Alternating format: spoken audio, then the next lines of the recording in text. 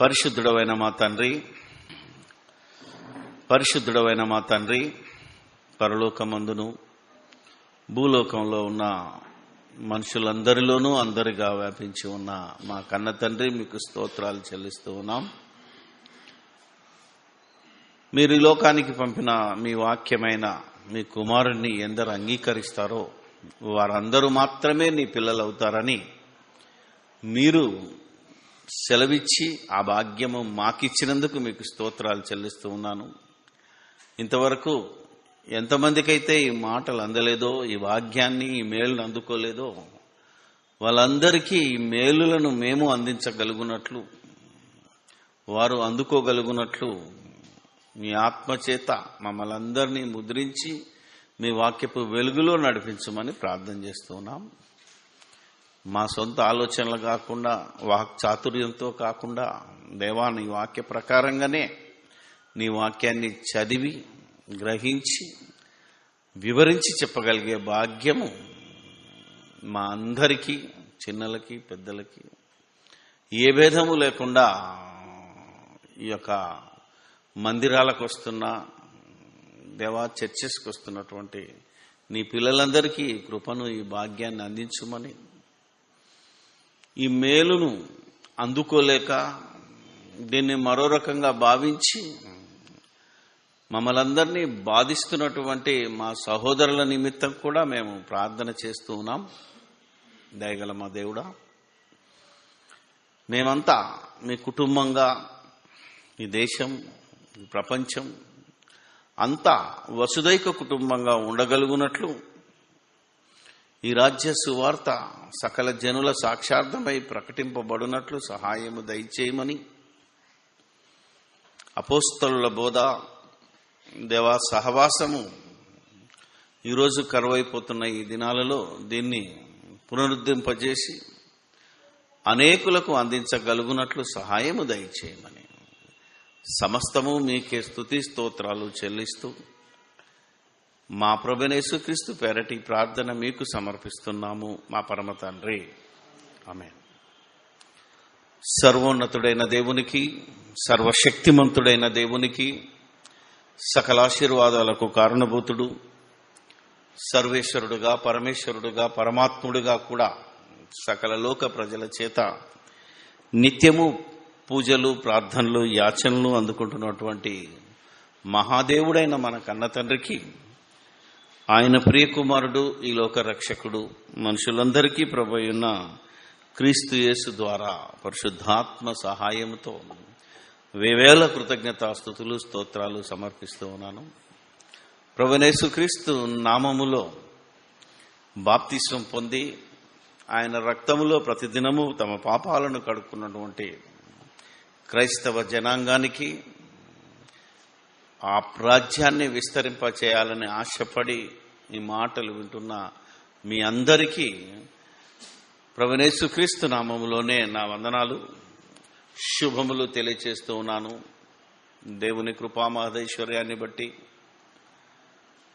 ఈ యొక్క దేవుని సంకల్పాన్ని బట్టి ఈ సృష్టి జరిగిందే తప్ప ఎవరి మతి నుంచి పుట్టిన మత సిద్ధాంతాలను బట్టి కాదు, ఎవరిని భక్తిని బట్టి కాదు, ఎవరి క్రియలను బట్టి కాదు. అది దేవుని కృపను బట్టి ఇది జరుగుతున్నదని, జరిగించబడుతున్నదని, ఈ సృష్టి జరిగిందని, దేవుడు తెలియనప్పుడు దేవుడే తను తెలుసుకుని తన్ను తాను తెలియజేయటానికి తన కుమారుని లోకానికి పంపాడని, ఇది ఆయన సంకల్పమే తప్ప మనం ఈరోజు ఈ రీతిగా కూడుకోవడం కూడా ఆయన యొక్క కృప అని మనం తెలుసుకొని ఎవరము ఎవరి యందు అతిశయపడకుండా, గర్వపడకుండా, ఒకరినొకరము విమర్శించుకోకుండా దేవుని వాక్యములో ఐక్యమయ్యడానికి ప్రయత్నించాలని మరొకసారి గుర్తు చేస్తూ, ఈరోజు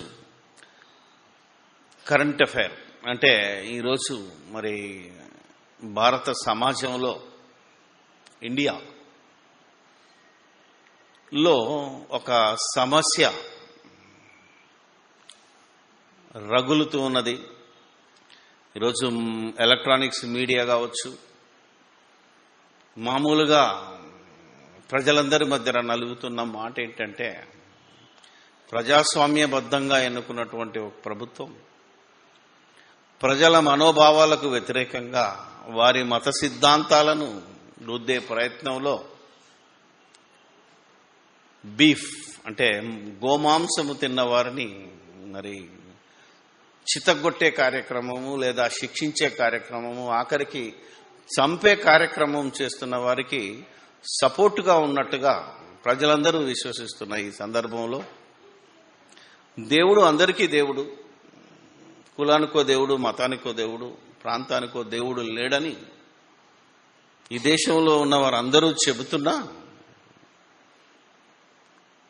క్రైస్తవులు మా దేవుడే గొప్పని, ముస్లింలు అల్లాయే గొప్పని, మా దేవుడే గొప్పని, హిందువులు మా దేవుడే గొప్పని, అసలు దేవుడే లేడని ఎన్నో రకాలైన పీపుల్ ఈరోజు ఈ సమాజంలో ఉన్నప్పుడు కొన్ని వందల ఏళ్లుగా ఈ లోక అధికారులతో పోరాడి ప్రజల కొరకు ప్రజల చేత ఎన్నుకోబడి ప్రజాస్వామ్యబద్ధంగా ఈ దేశాన్ని పరిపాలించాలనే రాజ్యాంగ ప్రకారంగా వచ్చిన ప్రభుత్వం ప్రజల మనోభావాలకు, అందులో మైనారిటీయా మెజారిటీయా నన్ ఆఫ్ యువర్ బిజినెస్, ప్రజలందరి మనోభావాల ప్రకారంగా ఎవరి సంస్కృతిని, ఎవరి సాంప్రదాయాన్ని, ఎవరి ఇష్టాన్ని వారికి వదిలేయకుండా, అంటే రాజ్యాంగం ఇచ్చిన హక్కును కూడా కాలరాస్తూ ఒకరి తిండి మీద నియంత్రణ చేయడం అనేది దాని మీద బాగా చర్చ జరుగుతుంది ఈరోజు.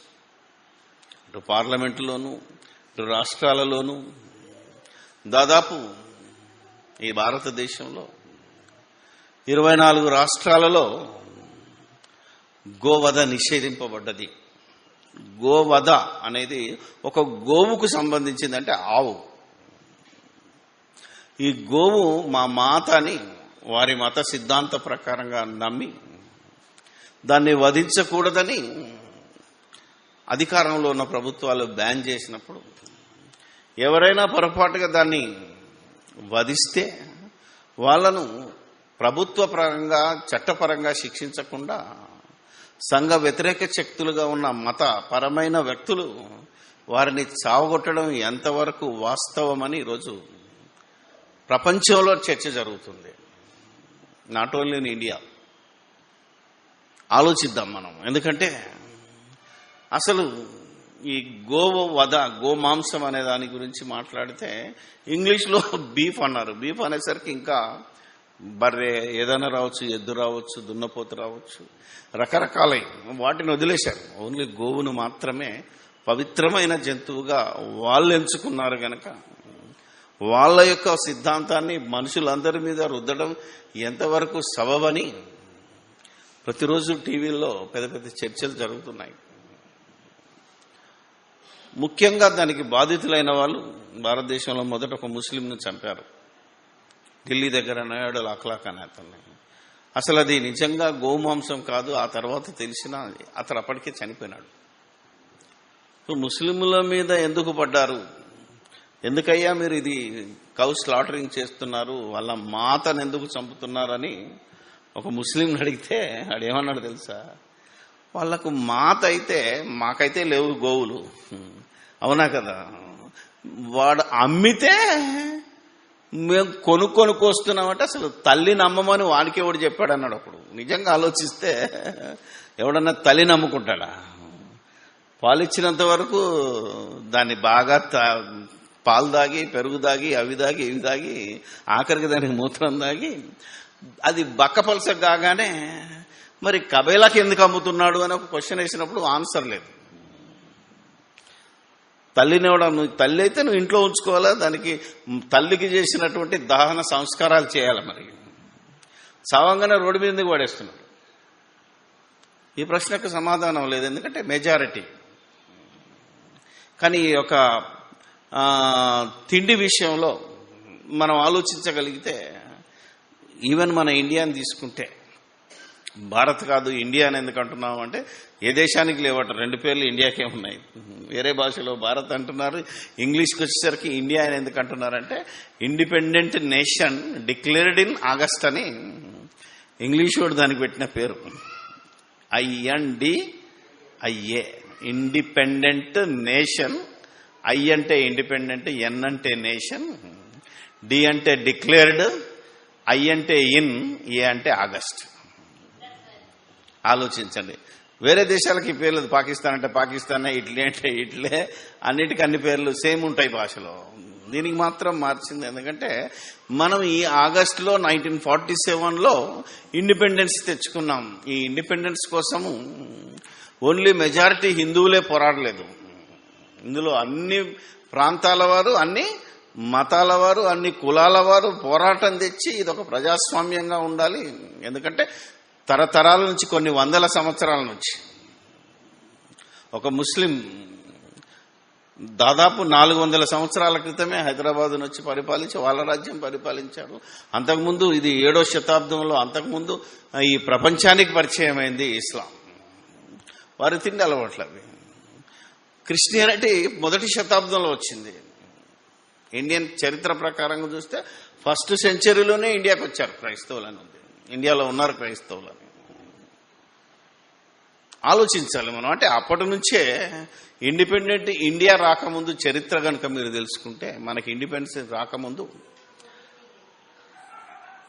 560 సంస్థానాలు, అంటే ఇండిపెండెంట్ దేశాలుగా ఉండేది భారతదేశం. అఖండ భారత్ అని లేదు, గుర్తుపెట్టుకోండి. చరిత్ర కాశ్మీర్ నుండి కన్యాకుమారి వరకు ఒకే భారతదేశం కాదు అది. 560 సంస్థానాలు, ఇండిపెండెంట్ నేషన్. ఒకరోజు కొట్టుకునేవాళ్ళు. ఈవెన్ కాకతీయులకు కిందున్నోడికే పడదు. అటువైపు బొబ్బిల వాళ్ళకి అటువైపు ఉన్నది కదా. మన తెలంగాణలో ఉన్నప్పుడు తెలుగు ప్రాంతాలనే 4-5 రాజ్యాలు ఒకరినొకటి చంపుకునేవాళ్ళు, కొట్టుకునేవాళ్ళు, అధికారం కోసం పోరాడేవాళ్ళు. అంతా ఒక్కటిగా లేదు. ఇందుకు ఇండిపెండెంట్ వచ్చే సమయానికి కూడా మీరు ఆలోచిస్తే మన హైదరాబాద్ సపరేట్ దేశం, తెలంగాణ అర్థమైంది. హైదరాబాద్ స్టేట్ ఇది కలవలే. 1947లో మనకు స్వతంత్రం రాలా. ఆలోచించాలి మనం. ఆలోచిస్తే అప్పుడు ఇదంతా లేదు. నిజానికి మనం చెప్పాలి అంటే ఏదో పొగిడినట్టు ఉంటుంది కనుక మనం అనకూడదు. కానీ బ్రిటిష్ వాడు దీన్ని ఇన్వేడ్ అంటే దీన్ని ఆక్రమించుకున్న పుణ్యాన ఇండియా మొత్తం దేశాలన్నీ కలిసి మనం అఖండంగా నిలబెట్టుకోగలిగామనే దాన్ని మర్చిపోతున్నారు జనాలు. ఇప్పుడు కులం పేరు మీద, మతం పేరు మీద, ఈ తిండి పేరు మీద ఉద్యమాలు తీసుకొస్తే, మనుషులను నరికితే మళ్ళీ భారతదేశం విడిపోతుంది అని మేధావులు, ప్రజాస్వామ్యవాదులు ఎంత మొత్తుకున్నా ఇది రోజు రోజుకు ఎక్కువ అవుతుంది. తినొద్దని వాడంటే తింటామని వీడు. అవునా కదా? మీరు ఆలోచిస్తే తినొద్దు అని వాడు అన్నందుకే ఒకసారి ఉస్మానియాలో బీఫ్ ఫెస్టివల్ పెట్టుకొని తింటాం. ఎందుకంటే మా హక్కు, మేము పనిచేస్తున్నది అది, మేము చేస్తున్నది అది. మీకు నిజంగా మనం ఈరోజు ఏ బ్రాహ్మణులు అయితే ఈ గోవును వధించకూడదు మా మాత అంటున్నారో, పూజించాలంటున్నారో, వాళ్ళు ఎవరు అనుకుంటున్నారు? వాళ్ళ ఒరిజినల్ గా వాళ్ళే తినేవాళ్ళు. ఎందుకంటే వాళ్ళు వలస వచ్చిన వాళ్ళు ఈ దేశానికి. పశువుల మందను, ఈ పశువులు అంటే ఈవెన్ ఈ గోవులు ఒకటే కాదు, దున్నపోతులు, బర్రెలు, మేకలు, ఇవన్నిటినీ తోలుకొని బతికే వాళ్ళు వీళ్ళంతా. అలా అలా అలా అలా సంచార జీవులుగా వచ్చి మన భారతదేశంలోని సింధు నది, అప్పుడు భారతదేశం ఇక్కడ సింధు నది పరివాహక ప్రాంతంలో ఉన్నారు. అలా వచ్చిన వాళ్ళ ఆహారం ఏంటో తెలుసా? ఏదైతే సాదుకున్నాడో అదే కోసుకొని తిన్నాడు. ఆహారం వాడికి. ఇప్పుడు మనం కోళ్ళు పెంచుకున్నవాడు కోడిని తింటాడు. అవునా కదా? మీరు ఆలోచించుకో. అలా పశువులు పెంచుకున్న వాళ్ళు, వాళ్ళకి ఆహారమే అది. ఇది సంవత్సరాల కింద చరిత్ర, నాట్ నౌ. దాదాపు క్రీస్తుకు పూర్వం 300 సంవత్సరాలు వెనక్కి వెళ్తే, లేకపోతే 500 సంవత్సరాల వెనక్కి వెళ్తే, లేకపోతే నా 3000 సంవత్సరాల వెనక్కి వెళ్ళిన చరిత్ర. ఇది తెలియకుండా ఈరోజు నాది గొప్ప అంటే నాది గొప్ప, నీది గొప్ప అంటే నీది గొప్ప అని ఎలా పోరాడుతున్నారో ఈ దేశంలో పరిస్థితి మనం ఆలోచించాలి. ఒక క్రైస్తవుడిగా మనం ఆలోచించి ఈరోజు దేశంలో వీటన్నిటినీ రూపుమాపాలి అంటే తెలిసిన వాడికి, తెలియని వాడికి దేవుని జ్ఞానం నేర్పాలి మనం. ఎందుకంటే కేరళలో ఎక్కువ ఉన్నారు, వాళ్ళు బీఫ్ తింటారు. మీరు కనుక మనం ఆలోచిస్తే కేరళ స్టేట్లో హోటళ్లలో దొరుకుతుంది. 90% హోటల్లోనే దొరుకుతుంది బీఫ్. ఇక్కడ మన దగ్గర కొన్ని స్పెషల్ హోటల్స్ దొరుకుతాయి, కానీ అంతటా దొరుకుతుంది అది. అలా ఈశాన్య రాజ్యానికి వెళ్ళామనుకోండి, అస్సాం, నాగాలాండ్ ప్రాంతానికి వెళ్తే ఈ బిఎస్ఎఫ్ వాళ్ళు, మిలిటరీ వాళ్ళు ఖచ్చితంగా దీన్ని తింటారు. మీకు ఇంకో విషయం చెప్పాలి, నేను నాగాలాండ్ బార్డర్కి వెళ్తే, అస్సాం బార్డర్కి వెళ్తే వాళ్ళ ఇష్టమైన ఆహారం కుక్క. తెలుసు లేదు, కుక్కను బాగా తింటారు అక్కడ. అదే సియోల్లో తింటారు.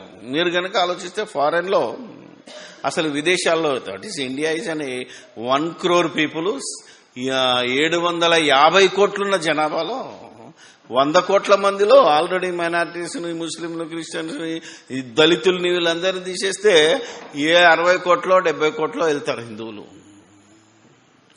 కానీ ప్రపంచంలో ప్రతివాడు ప్రతిదీ తింటాడు. తెలుసుకోలేదు మీకు? ఇదంతా ఎందుకు అలవాటైంది? చైనాకి వెళ్ళామనుకోని కప్పని తింటాడు, పాముని తింటాడు, అవునా కదా? తేలుని తింటోడు, బల్లిని తింటోడు, బతికే ప్రతి జీవరాశిని తినేవాడు ఉన్నాడు. భూమి మీద ఉన్న ప్రతి జీవరాశిని తిరుగుతాడు, పురుగులను, క్రిములను. ఇంకెందుకు, మనం అడవిలోకి వెళ్తే ఒకప్పుడు మనమైనా ఉషిళ్ళని విన్నారా మీరు? పురుగులు వర్షం పడగానే రెక్కలు కట్టుకొని వెళ్తే మనకు లైట్ పెడితే పురుగులన్నీ పడితే వాటిని రెక్కలు దులిపేసి వాటిని ఫ్రై చేసుకొని తింటే భలే రుచిగా ఉంటుంది. బలమైన ఫుడ్ అది. కోయ జాతి, కొండ జాతి జనాలను చూస్తే వాళ్ళు తినని జంతువు లేదు. నువ్వు ఇదే తినాలి అని ఈరోజు ఎందుకు వచ్చింది? అన్ని తినే అలవాటు ప్రజలకు ఎందుకు వచ్చింది? ఈరోజు ప్రపంచంలో ఉన్న ప్రజలు ఎందుకు వచ్చిందంటే, ప్రపంచ ప్రజలందరికీ దేవుడు ఒక్కడే.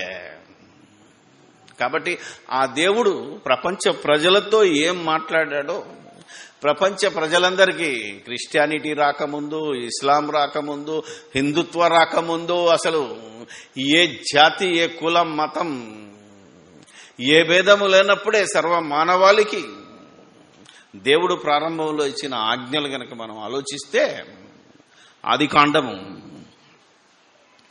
ఈ విషయం తెలుసుకోగలిగితే క్వశ్చనే లేదు. ఇంకా ఆదికాండము 1వ అధ్యాయము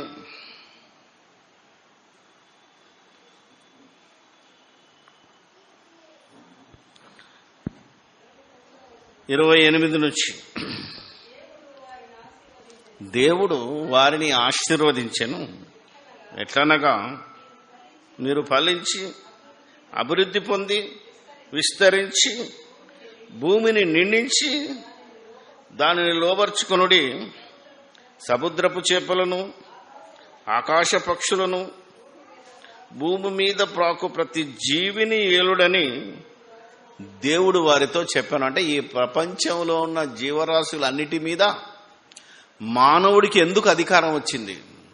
ఒక పాముతో నాట్యమాడిస్తున్నాడు, ఒక ఏనుగుతో నాట్యమాడిస్తున్నాడు, ఒక పులితో నాట్యమాడిస్తున్నాడు, పక్షులను ఎగరేస్తున్నాడు, కోతులతో ఆట ఆడిస్తున్నాడు. ప్రతి జీవరాశి ఈ మనిషికి ఎందుకు లొంగుతుంది?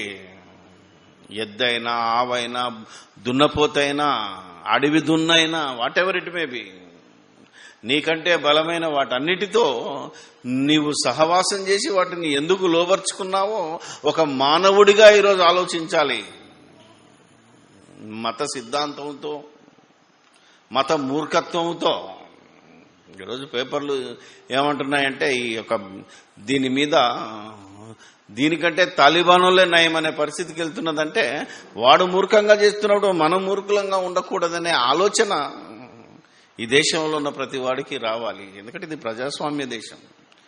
ఈ రాజ్యాంగం నిజంగా అంబేద్కర్ మహాశయుడు ఈ రాబోయే వీటి పరిస్థితులన్నిటినీ గమనించి కొన్ని దేశాల రాజ్యాంగాలను పరిశీలించి రాబోయే తరాలకైనా సరిపోయే ఈ రాజ్యాంగాన్ని రాశాడు. ప్రభుత్వాలు 5 సంవత్సరాలు ఉంటాయి, వెళ్ళిపోతాయి. అవునా కదా? మరి ఈరోజు బీజేపీ రావచ్చు, మళ్ళా తర్వాత కాంగ్రెస్ రావచ్చు, మళ్ళా తర్వాత ఇంకోటి రావచ్చు. కానీ ప్రజల మధ్య విభేదం వచ్చితే, కుల పోరాటము, మత పోరాటం వస్తే దాన్ని కంట్రోల్ చేయడానికి కొన్ని సంవత్సరాలు పడుతుందనే ఇంగిత జ్ఞానం ప్రతి మతంలో ఉన్న వారికి ఇది అవసరమని దేవుడి మాటలు చెప్తున్నాడు. ఇది ఒకరిని విమర్శించటమో ఒకరిని సమర్థించటమో కాదు. దేవుని ప్రజలందరూ, అంటే దేవుడు ఎంతమందిని పుట్టించాడో, ఎంతమందికి దేవుడు ఆశీర్వదించాడో, ఎంతమందికి పెళ్లి చేస్తున్నాడో, వారికి పిల్లలు పుట్టిస్తున్నాడో, ఆ పిల్లలను పెంచుతూ వారిని పోషిస్తూ కాపాడుతూ ఉన్నాడో ఆ దేవుని మాటలు. బైబిల్లో ఉన్న దేవుడు కేవలం క్రిస్టియన్స్కే దేవుడు కాదు. ఎవడన్నా మూర్ఖుడు క్రిస్టియనుడు మా దేవుడు గొప్పోడు అన్నాడంటే ఆడు మూర్ఖుడు. ఆలోచించాలి మనం. దేవుడు గొప్పోడు అనాలి, పరలోకమందున్న మా తండ్రి అనమన్నాడు. ఆలోచించాలి. యెహోవా అనే పేరు కేవలం ఇశ్రాయేలు పిలుచుకోవాలి తప్ప క్రైస్తవులు కానీ ప్రపంచంలో ఉన్న వాళ్ళు కానీ ఈరోజు దేవుణ్ణి దేవుడా అంటే సరిపోతుంది. గాడ్ అంటే హెవెన్లీ ఫాదర్, పరలోకమందున్న తండ్రి అంటే సరిపోతుంది. కాబట్టి ప్రత్యేకమైన పేరు దేవుడికి లేదు. పుట్టించినోన్ని తండ్రి అంటాం, కన్నోన్ని తండ్రి అంటాం. కాబట్టి దేవుణ్ణి ఎంతమంది తండ్రిగా పిలవాలనుకుంటున్నారో, తండ్రిగా భావించాలనుకుంటున్నారో, దేవుడు పుట్టిస్తేనే మేము పుట్టాము అని అనుకుంటున్న వాళ్ళందరూ ఆలోచించవలసిన అంశం ఇది. అందుకే మనుషులందరికీ దేవుడు ఆజ్ఞాపించింది ఏంటంటే, ఈ జీవరాశులన్నిటినీ మీరు ఏలుకోండి, వీటి మీద అధికారము చెలాయించండి, వీటిని లోబర్చుకోండి, వీటిని పరిపాలించండి అని మనుషులందరికీ చెప్పాడే తప్ప కొందరికి కాదు. తర్వాత భూమి మీద నుండి దేవుడు విత్తనములు 29 చదవమ్మా. దేవుడు ఇదిగో భూమి మీద విత్తనములు ప్రతి చెట్టును విత్తనము వృక్షములు ప్రతి వృక్షమును మీకు ఇచ్చి ఉన్నాను, అవి మీకు ఆహారమగును.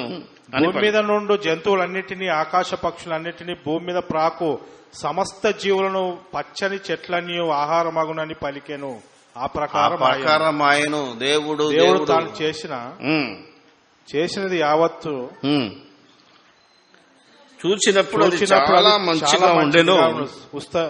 అస్తమయం ఉదయం కలగా 6వ దినమాయను. అసలు ఆదికాండం మీరు చూస్తే దేవుడు అనే పదం ఉంటుంది తప్ప యెహోవా అనే పదం ఉండదు. ఎందుకంటే రాబోయే కాలంలో ఇలాంటి పేర్లు పెట్టుకొని నేను యెహోవా సాక్షినని, నేను యావే సమాజాన్నని, ఈ క్రైస్తవ జనాంగమే విడిపోతుందని తెలిసి వేరే వాళ్ళు కూడా యెహోవా అంటే అది వాళ్ళ దేవుడు అనుకుంటాడనే తెలిసే ఆదికాండంలో చెప్పాడు, దేవుడు దేవుడు దేవుడు, భూమి ఆకాశములు కలగజేసింది దేవుడు. ఎవరి దేవుడు? అందరి దేవుడు. ఎవడైతే దేవుడు లేడన్నాడు కూడా పైకి చూస్తాడో, ఆకాశం వైపు వర్షం పడకపోతే, కుంభవృష్టి కలుస్తున్నా అటే చూస్తాడు. ఎందుకంటే ఆపురా నాయన మేము బతకలేకపోతున్నామని. అవునా కదా? వర్షం లేకపోయినా వర్షం వస్తున్నప్పుడు కూడా పైకి చూస్తాడు. ఎందుకంటే ఎప్పుడు ఆగిపోతుంది, ఎప్పుడు ఆపుతావు దేవుడు అని. అందుకే ఆ దేవుడు. సో ఈ దేవుడు అనే కాన్సెప్ట్ మీదనే అర్థం కాక ఈ ప్రపంచ ప్రజలు కొట్టుకు చచ్చిపోతున్నారు. ముఖ్యంగా క్రైస్తవులు ఎక్కువ మంది మా దేవుడు, మీ దేవుడు మంచోడుగాడు, మీ దేవుడు దొంగను లంగను అని చెప్పబట్టుకనే ఈరోజు ఈ విభేదాలు వచ్చాయి. కాబట్టి ముందు క్రైస్తవుడు సెట్ అయిపోవాలనేదే నేను ఎప్పుడు పోరాటం చేస్తున్నాను. చూడు, దేవుడే అన్నాడు తప్ప మా దేవుడు భూమి ఆకాశములను సృజించానని లేదే, లేదా మీ దేవుడు భూమి ఆకాశములను సృజించలేదు, లేదా సృజించను అని లేదు బైబిల్లో. బైబిల్ ఇస్ సర్వ మానవాళి జీవగ్రంథం. ఇది క్రైస్తవులకు ఒక్కడికే కాదు. దౌర్భాగ్యం ఏంటంటే క్రైస్తవులకు ఒక్కటే అనే ఒక ముద్రేసడానికి కారణం క్రైస్తవులే.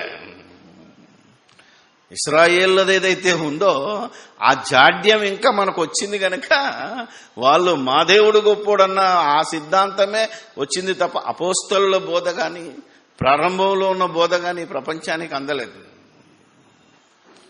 అందుకే దేవుడు ఏమంటున్నాడంటే, ఇదిగో భూమి మీద ఉన్న విత్తనములిచ్చు ప్రతి చెట్టును, విత్తనములిచ్చు వృక్షము గల ప్రతి వృక్షమును మీకు ఇచ్చి ఉన్నాను, అవి మీకు ఆహారమగును. So wonderful thing. అంటే ఈ భూమి మీద ఏ చెట్టు అయితే ఇచ్చానో విత్తనములు ఇచ్చే ప్రతిదీ మీకు ఆహారం అవుతుంది. మీకే కాదు, సమస్త జీవరాశులకు కూడా అవే ఆహారం అన్నాడు. అంటే మొట్టమొదట మనిషికి దేవుడిచ్చిన ఆహారం ఏంటో చెప్పండి? శాకాహారం. అర్థమైందా? మన భాషలో వెజిటేరియన్. అసలు human body designed for first లో అది శాకాహారం కోసమే. అందుకే జంతువులు ఆకులే తినేటి, సింహం కూడా గడ్డి మేసేది. అదే నీకు దేవుని రాజ్యంలో చెప్పింది ఏంటంటే సింహము ఎద్దు మేయినట్లు గడ్డి మేయునని దేవుని రాజ్యానికంటే సంఘానికి సూచన ఇచ్చాడు. అంటే మొదట్లో సింహం కూడా గడ్డి మేసేది, ఆకులు తినేది, అల్లం తినేది, ప్రతి జీవరాశి. That is called vegetarian Kingdom. యాక్చువల్గా ప్రారంభ దేవుడిచ్చిన ఆజ్ఞ.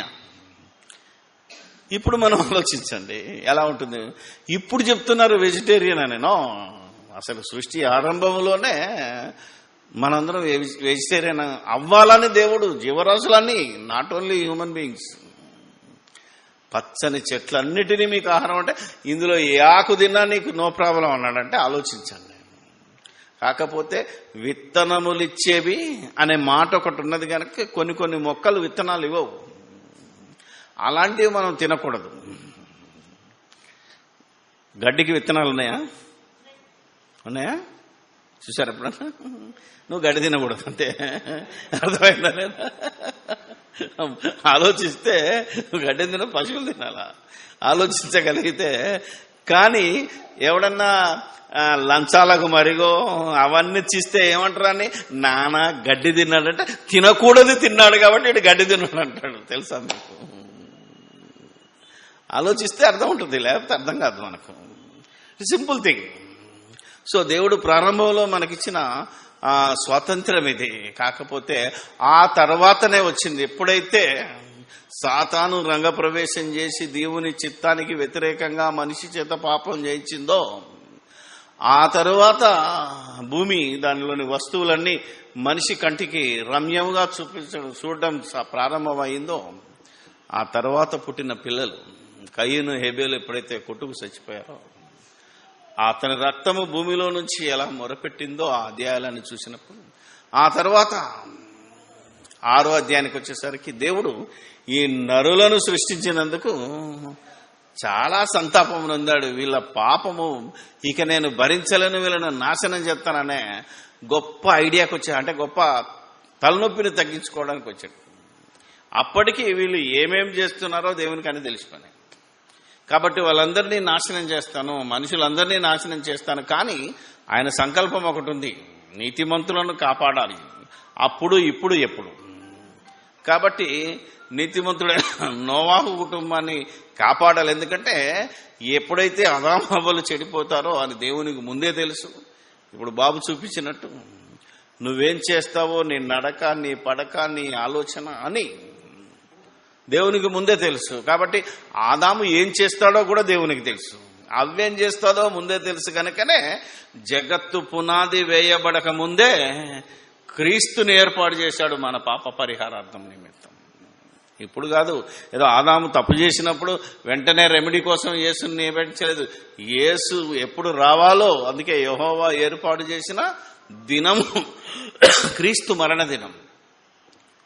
ఇలా పాప పరిహారార్థం నిమిత్తం తన చిత్తాన్ని దేవుడు నెరవేర్చుకోవాలి గనక ఒక కుటుంబాన్ని రక్షించి, అలా జల ప్రళయం తర్వాత ఇప్పుడు వారిని దీవిస్తున్నాడు. చూడండి, పాపము చేసిన తరువాత కూడా చాలా మంది అనుకుంటున్నారు ఆదాము అవ్వలు పాపం చేయకముందు ఫలించి అభివృద్ధి పొంది మీరు విస్తరించి అన్ని నిండించాడు, అది పరిశుద్ధమైన కుటుంబం అనుకుంటున్నారు. కానీ ఎప్పుడైతే ఆదాము పాపం చేసిన తర్వాత కూడా ఆ జనాంగాలందరూ పాపం చేసి జలప్రలయంలో 8 మందిని కాపాడిన తర్వాత కూడా, అంటే ఆల్రెడీ పాప శరీరము, పాప భూయిష్టమైన పాప శరీర ఆకారముతో అప్పటికే మనుషులు ఉన్నారు. ఆత్మ నీతిమంతుడైన నోవాహు గనక నీతి ఆత్మను బట్టి శరీరంలో పాపమున్నా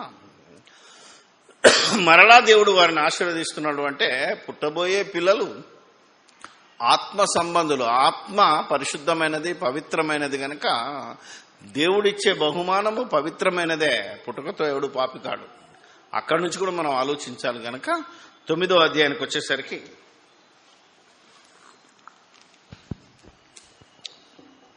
ఆదికాండము మరియు 9వ అధ్యాయము. మరియు దేవుడు నోహావును అతని కుమారులను ఆశీర్వదించి, నోహావును అతని కుమారులను ఆశీర్వదించి మీరు ఫలించి అభివృద్ధి పొంది, చూసాడు మళ్ళా చెప్తున్నాడు, ఫలించి అభివృద్ధి పొంది భూమిని నింపుడి మీ భయమును మీ బెదురును.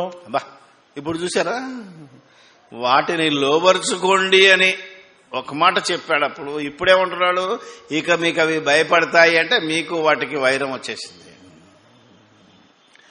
మీరు వారిని ఏం చేస్తారో, ఇంతకుముందు ఏం చేశారో నాకు తెలుసు కనుక మీ భయమును బెదురును అడవి జంతువులన్నిటికీ ఆకాశ పక్షులన్నిటికీ నేల మీద ప్రాకు ప్రతి పురుగుకును సముద్రపు చేపలన్నిటికీ కలుగును అవి మీ చేతికి అప్పగింపబడి ఉన్నవి. చూసారంటే, చిన్న ఎలుక మనల్ని చూస్తే భయపడి కలుగులోకి వెళ్ళిపోతుంది. ఏది చూసినా మనిషిని చూసి వెళ్ళిపోతుంటే తెలుసా నీకు. మన అలికిడి వింటే even what you call cockroach, దాన్ని ఏమంటారు, బొద్దింక, అర్థమైందా లేదా? సో అన్నీ మాయమైపోతాయి. అంటే మన బెదురు, మన భయం, ఆఖరికి మనం అనుకుంటాం పాము, మనం భయపడతాం కానీ మనల్ని చూసి పాము భయపడుతుంది. అది పారిపోవడానికి గత్యంతరం లేక నీ మీద తిరుగుబాటు చేస్తుంది. సింహము అన్నీ నీకు భయపడతాయి, అంతే, గత్యంతరం లేక నీ మీద దాడి చేస్తున్నాయి. ఈరోజు మనం ఆలోచించాలి. కాబట్టి వీటన్నిటికీ భయపడే స్వభావం వచ్చేసింది, వాటిని మనం భయపెట్టే స్వభావం వచ్చేసింది మనకు. అందుకే వీటన్నిటినీ మీకు అప్పగించానని చెప్పి, ప్రాణము గల సమస్త చెరములు మీకు ఆహారమగును, పచ్చని కూర మొక్కలను ఇచ్చినట్టు వాటిని మీకు ఇచ్చి ఉన్నాను. అయిపోయింది. ఆలోచించాలి. ఇకేమంటున్నాడు, దేవుడు సర్వమానవాళికి ఏమిచ్చాడు అంటే పచ్చని కూర మొక్కలు ఇచ్చినట్టే. ఒకప్పుడు మీ కూర మొక్కకి ఇచ్చాను కానీ మీరు దుర్మార్గులు, దానితో మీరు సాటిస్ఫై అవ్వలేదు గనక కూర మొక్కలతో పాటు ఏమన్నాడు, మళ్ళొకసారి చదవండి, ప్రాణము గల సమస్త చెరములు అంటే కదిలేవన్నీ. చెరములు అంటే కదిలే ప్రతి జీవరాశిని నువ్వు తినొచ్చు అన్నాడు. చేపలు తింటున్నావు, బల్లిని తింటున్నావు, తేలుని తింటున్నావు, కుక్కని తింటున్నావు, పాముని తింటున్నావు, ముంగిసని, పిల్లిని తింటాడు ఒకడున్నాడు, తెలుసు కదా, కాకిని తింటాడు ఒకడున్నాడు, పావురాన్ని తింటాడు ఒకడున్నాడు. అర్థమైందిలే. నేల మీద ప్రతి పురుగును, చీమలను తినమా? చూడండి, చీమలను తింటాము. ఎందుకు తిన్నాము? ఏదైనా అన్నం మీద చీమలు పట్టినా ఏం చేస్తాం, మజ్జిగ వేసుకొని కలుపుకొని తినేసేది. చిన్నప్పుడు మా పెద్దలు చెప్పేది, ఎర్ర చీమలు తింటే కంటి చూపుకు మంచిదరట. తెలుసో మీకు? ఆలోచించండి. ఎర్ర చీమలు తింటే, చిన్న చీమలను తింటే మన కంటి చూపు మంచిదంటే టకాటక తినేయడం ఏరేసే క్వశ్చనే లేదు. ఆలోచిస్తే ఈ అలవాట్లన్నీ ఎవరిచ్చారు? దేవుడు. తినే అధికారం ఎవడిచ్చాడని దేవుడిచ్చాడు. దేవుడిచ్చిన ఈ అధికారాన్ని కాదనటానికి జీవుడెవడు అనేదే ప్రశ్న. ఇప్పుడు ఆలోచించాలి మనం. ప్రతి చరం అంటే అందులో ఆవు ఉంది, ఎద్దుంది, బర్రె ఉంది, గొర్రె ఉంది, అన్నీ ఉన్నాయి. పంది ఉంది, అడవి పంది ఉంది, అన్నీ ఉన్నాయి. ప్రారంభంలో మీరు గుర్తుపెట్టుకోండి, పందిని కూడా తినొచ్చు, అడవి పందిని తినొచ్చు, ప్రతి జీవరాశిని తినొచ్చు. మానవులందరికీ ఇచ్చిన అధికారం ఇది. కాకపోతే ధర్మశాస్త్ర ప్రకారంగా ఇశ్రాయేలు జాతిని కట్టడి చేయడానికి మాత్రమే వారికి పందిని తినొద్దన్నాడు. డెక్కలు చీలేవి, నెమరు వేయనివి, ఇవి మీరు తినొద్దు అని వారికి ఆజ్ఞాపించాడు. చేపల్లో కొన్ని రకాలు, అన్నిట్లో కొన్ని రకాలను తినొద్దన్నాడు. అందులో కొన్ని అపవిత్రమైనవి, కొన్ని పవిత్రమైనవని దేవుడు చెప్పి వీటిని తింటే మీ బుర్ర ఖరాబ్ అయిపోద్ది. అర్థమైందే లేదా? మీకు వచ్చే రోగాలు ఎక్కువ వస్తాయి. కాబట్టి మీకు ఏ రోగం రాకుండా ఉండాలంటే ఇవి తినకూడదు. రోగం వచ్చి మళ్ళీ నా దగ్గరకు వస్తారు కదా స్వస్థత చేయమని పుణ్యానికి. అందుకని ముందు తినకుండా ఉండాలని తిండి మీద రిస్ట్రిక్షన్ పెట్టాడు. ఎప్పుడైతే యేసుక్రీస్తు వచ్చి శిలువలో మరణించాడో మళ్ళీ తిండి మీద రిస్ట్రిక్షన్ పోయింది. పేతురు సర్వమానవాళ్ళ అన్యజనులకు వచ్చినప్పుడు మీరు కొర్నేలియస్ దగ్గరకు వచ్చేసరికి పేతురుకు ఒక చెంగు కనబడి మొత్తం చతుష్పాద జంతువులన్నీ కనబడితే సంపుకొని తినరు అన్నాడు. అంటే యేసుక్రీస్తు స్వరక్తం ఇచ్చి సంపాదించిన జనాంగానికి దేవుడు అన్ని తినొచ్చు అన్నాడు. కాబట్టి మనం ఈరోజు అన్ని తింటాం. ఇలా దేవుడిచ్చాడు. ఈ లోకానికి ప్రభు అయిన యేసుక్రీస్తు అందరికీ ప్రభు. గుర్తుపెట్టుకోండి, ఒకవేళ వాళ్ళు మాకు ప్రభువు కాదని అనుకుంటున్నారేమో, చాలా పొరపాటు ఇది. ఎందుకంటే ఈరోజు ఈ దేశానికి ప్రధానమంత్రి అందరికీ ప్రధానమంత్రి, వాళ్ళ పార్టీలకే ప్రధానమంత్రి. ఒక్కసారి గెలిచాడు కాబట్టి, ఒకసారి నియమింపబడ్డాడు కాబట్టి మనం అందరము గౌరవించాలి ఆయనని, అందరము ప్రార్థన చేయాలి తప్ప బీజేపీ వాళ్ళకు మాత్రమే ప్రధానమంత్రి, కాంగ్రెస్ వాళ్ళకి కాదు, టీడీపీ వాళ్ళకి కాదు, టీఆర్ఎస్ వాళ్ళకి కాదు, వీళ్ళకి కాదు, వాళ్ళకి కాదు, క్రిస్టియన్స్ కాదంటే ఎలా కుదురుతుంది? ఒకసారి ప్రైమ్ మినిస్టర్గా సెలెక్ట్ అయ్యాడంటే మనం అందరం ఆయనకు గౌరవించాలి, రెస్పెక్ట్ ఇవ్వాలి. Is our prime minister. కానీ ఒక పార్టీకి చెందినవాడు ఆయన. మరి ఎలా? ఎలక్షన్ కాకముందే ఆయన ఒక పార్టీకి చెందినవాడు. ఒక్కసారి ఆ పార్టీ నుంచి ఎలక్ట్ అయిన తర్వాత రాష్ట్రపతి చేత ఈ దేశపు ప్రధానమంత్రి అని ఎప్పుడైతే నిర్ణయించబడ్డాడో ఆయన అందరికీ ప్రధానమంత్రి. ఎందరికీ? ఓటెయ్యనోనికి ప్రధానమంత్రే, వ్యతిరేకంగా ఓటేసినోనికి ప్రధానమంత్రే, ఓటక్కు లేనోనికి కూడా. ఇది ఎలాగవుద్దో? యేసుక్రీస్తు కూడా అందరికీ ప్రభు. నువ్వు నమ్మినా ప్రభువే, నమ్మకపోయిన దేవుడు నియమించాడు ఆయన్ని. నమ్మకపోతే నీ ఇష్టం, తర్వాత శిక్ష. ఇప్పుడు బతిలాడేది లేదు, బెదిరించేది లేదు, ప్రకటిస్తున్నామంతే. ఆలోచించాలి మనం. అందుకే క్రీస్తు యేసు భూమి మీదకి వచ్చిన తర్వాత కూడా ఏదైతే ఆదికాండంలో ఇశ్రాయేలు జనాంగానికి ముందు అనగా యాకోబు 12 మంది గోత్రాల వారికి తప్ప ఈ అన్నిటినీ తినే అధికారము అబ్రహాం కాలంలో ఉన్నది. ఆ తర్వాత ఆ కాలంలో కాదు, ఏదైతే ఇశ్రాయేలులు దేవుని జనాంగంగా చెప్పబడ్డారో వాళ్ళు కాక బోలెడు మంది ఉన్నారు ప్రపంచంలో. అమాలేకులు, హివ్వీయులు, హిత్తీయులు, హెబిసీయులు, బోలెడు జాతులు ఉన్నారు. వాళ్ళంతా దేవుడు లేని జనాంగం, అంటే ధర్మశాస్త్రము లేని జనాంగంగా ఉన్నారు కనుక వారు ఏదైనా తినొచ్చు, ఏదైనా చేయొచ్చు. అందుకే వాళ్ళకన్నీ ఇచ్చాడు అధికారం.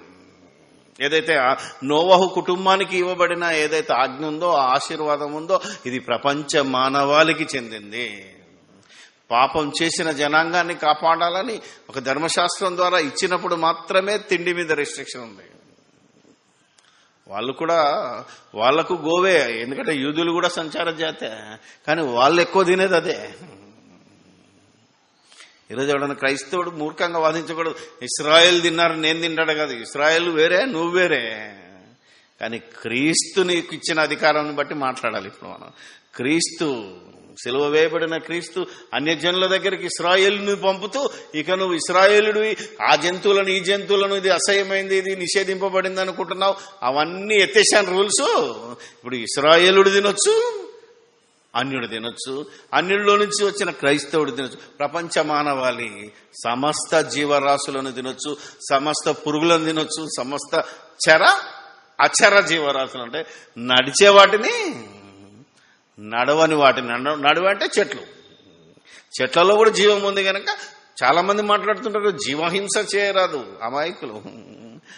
ఓన్లీ ఈ జంతువులనే జీవహింస అనుకుంటున్నాడు. కానీ మనోడు, మన దేశం శాస్త్రవేత్త కనుక్కున్నాడు, జగదీష్ చంద్రబోస్ ఏమన్నాడంటే చెట్లకు కూడా జీవం ఉంది, అందుకే జీవము కలిగిన వాటన్నిటిని నీకు ఆహారం ఇచ్చానన్నాడు. చెట్టుకు జీవం ఉంది కాబట్టే అది తింటే నువ్వు జీవిస్తావు. ఒక కరేపాకు తెంపినా జీవహింసే, మరి కొత్తిమీర తెంపినా జీవహింసే, ఇలా ఏ ఆకును తెంపి తిన్నా జీవహింసే అనే అమాయకులకు తెలియదు. ఇప్పుడు వాళ్ళ మనోనేత్రములు వెలిగించాలంటే కూరగాయలు తినడం కూడా జీవహింసే. మరి అది మానేయండి, ఏం తింటావు, సస్తావిగా. అర్థమైందా లేదా? ఆలోచించాలి.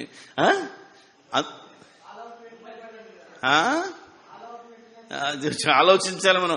ఓ గుమ్మడికాయని తిన్నామనుకో, గుమ్మడికాయ తెంపడం జీవహింసే, అది కూడా జీవరాశి హింసే.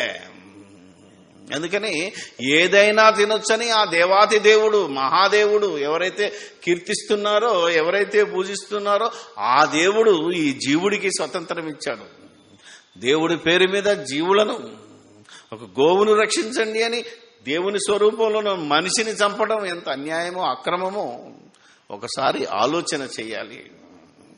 ఒకసారి తమ మనోనేత్రమును వెలిగించుకోవాలని దేవుడు క్రీస్తు ద్వారా, ఆ క్రీస్తు వాక్యము మన ద్వారా ఈ ప్రపంచానికి, ముఖ్యంగా ఈ దేశంలో ఉన్న ఈ అతివాదులు, అందరు హిందువులు కాదండి, అందులో కొందరు మాత్రమే ఈ తీవ్రవాదాన్ని పట్టుకున్నారు తప్ప అందరు కాదు. మళ్ళీ అందరినీ మనం అనలేము, ఎవరు మానని వాళ్ళు ఉంటారు. కానీ ఈ రాజ్యాధికారం కోసం, భోగ లాలస కోసం యాక్చువల్గా మెజారిటీ ఆఫ్ హిందువులు సామరస్యం కలిగిన వాళ్ళు, సహనం కలిగిన వాళ్ళు. ఇందులో ఈ భోగ లాలస కోసం, అధికారం కోసం అలవాటు పడ్డ వాళ్ళే. ఎలాగైతే ముస్లింలలో తీవ్రవాదులు వచ్చారో, ఎలాగైతే క్రైస్తవ్యంలో తీవ్రవాదులు వచ్చారో, వీళ్ళు కొద్దిమందే. వీరితోటి ప్రపంచం సర్వనాశనం అయిపోతుంది, శ్మశానంగా మారిపోతుంది. కనుక అలాంటి జాతిగా మనం బయటికి, మనలో ఉన్న మన పిల్లలు రాకుండా మనం ఈ దేశాన్ని ఒక సమాజంగా మార్చటానికి ప్రతి క్రైస్తవుడు నడుము కట్టాలని, తిండి మీద ఏ ఒక్కరికి మనం రిస్ట్రిక్షన్ పెట్టకుండా. ఎందుకంటే పౌలు ఒకసారి అంటాడు, ఒకవేళ నా సహోదరునికి అభ్యంతరం కలిగిన యెడల నేను మాంసం తినడం మానేస్తాను. ఏ మాంసం? గోమాంసం కాదు, అసలు మాంసమే తినను అన్నాడు. మళ్ళీ గోమాంసం అనకండి, అర్థమైందా లేదా? మొత్తం మాంసమే తిననంటాడు. రోమాపత్రిక 14వ అధ్యాయంలో మీరు చూస్తే, తినినందున ఎక్కువ లేదు, తినకపోయినందున తక్కువ లేదు. దేవుని పని నిమిత్తం దేన్ని పాడు చేయకండి. రోమీలకు రాసిన పత్రిక. ఒకరిని బలవంత పెట్టేది లేదు. రోమీలకు రాసిన పత్రిక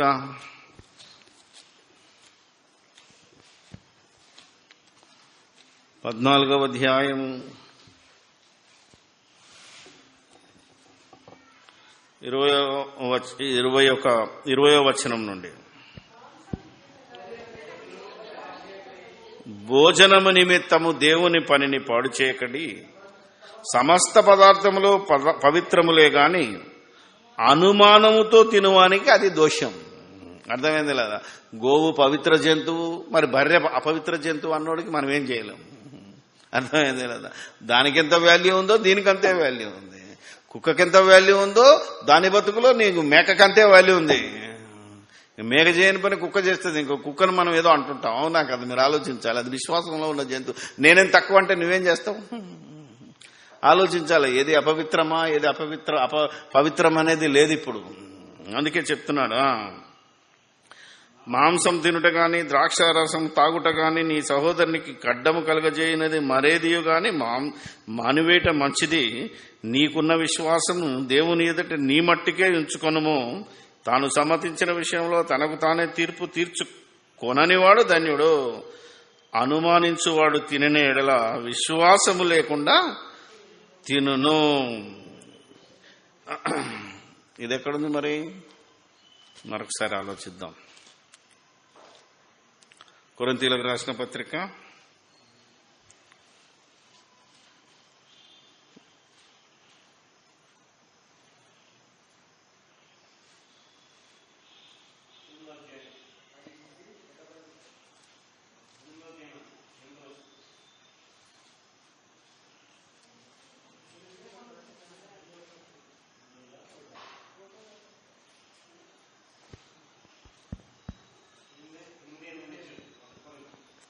8వ అధ్యాయము 13వ వచనం నుంచి, అంటే భోజనమును బట్టి తినినందున ఎక్కువ లేదని 8 నుంచి 13 వచనాల్లో కనుక మనం ఆలోచిస్తే, కాబట్టి భోజన పదార్థం వలన సహోదరునికి అభ్యంతరం కలిగిన ఎడల నా సహోదరునికి అభ్యంతరం కలుగజేయకుండుటకై నేను ఎన్నటికీ మాంసము తినను.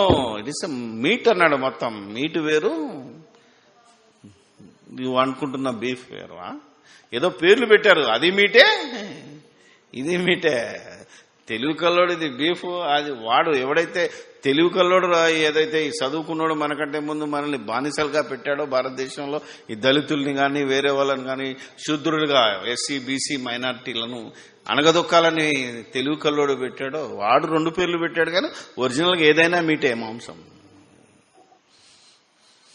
కాబట్టి తినే విషయంలో ఈ గొడవలు మానుకొని ఈ దేశాన్ని ఒక దేవాలయంగా మార్చడానికి ఈ దేశంలో ఉన్న ప్రతి పౌరుడు నడుము కట్టాలని ప్రభు పక్షాన తెలియచేస్తూ ప్రార్థన చేసుకుందాం. పరిశుద్ధుడమైన మా తండ్రి, పరలోకమందును భూమి మీద ఉన్న మా అందరిలోనూ అందరిగాను వ్యాపించి ఉన్న కన్న తండ్రి, మీకు స్తోత్రాలు చెల్లిస్తూ ఉన్నాం. నీ అనాది సంకల్పం చొప్పున ఈ భూమి మీద ఎక్కడో పుట్టి ఎక్కడో పెరిగి ఎక్కడెక్కడో తిరిగి మా అపరాధముల చేత మేము చనిపోయిన వారమై ఉన్నప్పుడు మీ ప్రియ కుమారుడు మా రక్షకుడైన క్రీస్తు యేసులో మమ్మల్ని బ్రతికించినందుకు స్తోత్రాలు చెల్లిస్తున్నాం. క్రీస్తు ఎవరో ఎరగక ఈ ప్రపంచంలో ఉన్న ప్రతి మనిషికి స్వాతంత్రాన్ని ఇచ్చే నీ కుమారుడని తెలియక అనేక మంది వ్యతిరేకిస్తూ, ఆయన బోధలను వ్యతిరేకిస్తూ నిత్యాగ్ని దండనకు బలవుతున్నారు. వారి మనోనేత్రములు వెలిగించున్నట్లు మేము ఈ రాజ్య సువార్తను ప్రకటించుటకు ప్రతి క్రైస్తవుని మనోనేత్రములను వెలిగించుమని, మాట చేత గాని క్రియ చేత గాని మేమేమి చేసినను యేసుక్రీస్తు ద్వారా మిమ్మల్ని స్తుతించినట్లు అనేకులను కూడా ఈ మార్గంలో నిన్ను చేయగలుగునట్లు నీ కృప చూపమని, తెలియక ఎంతో మంది మరి హైందవ సోదరులు మరి అనేకుల మీద దాడి చేస్తున్నారు. దేవా, వారు తెలియక చేస్తున్నారు కాబట్టి వారిని క్షమించి వారి మనోనేత్రములను వెలిగించుటకు నీ కృప చూపమని ప్రార్థన చేస్తున్నాను. చాలా మంది తెలిసి దీన్ని వ్యతిరేకిస్తున్నారు. వారిని కూడా నీకు ఇష్టమైతే మార్చుమని ప్రార్థన చేస్తూ ఉన్నాం.